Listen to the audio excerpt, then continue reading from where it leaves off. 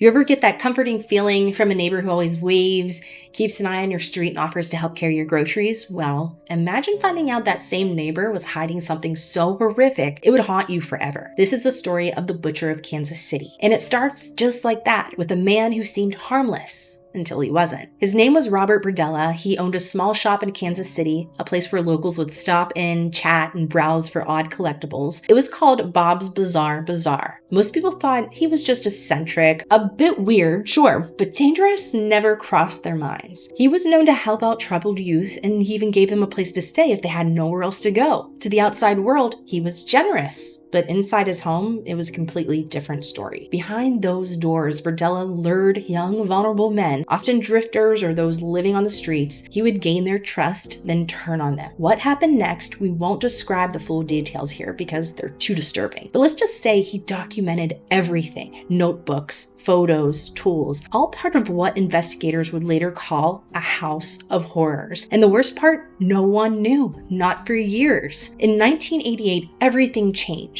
One of Berdella's victims managed to escape, naked, battered, and running down the street with a dog collar still around his neck. Neighbors were stunned, police were called, and when they searched Berdella's home, they found pure evil. Inside, investigators uncovered photographs, detailed logs, and chilling evidence of at least 6 victims, all young men, all vulnerable, and he didn't deny it. In fact, Berdella confessed. Maybe this was a plea deal to avoid the death penalty. He died in prison in 1992, but the trauma he left behind still lingers in Kansas City to this very day. So next time you wave to your neighbor, just remember, even the most unassuming people can hide the darkest secrets. Robert Berdella wasn't a stranger lurking in the shadows. He was right next door. Tell us your story. Did you ever have a neighbor who gave you weird vibes? To get full stories, listen to Crime Salad wherever you get your podcasts, and don't forget to hit the follow button.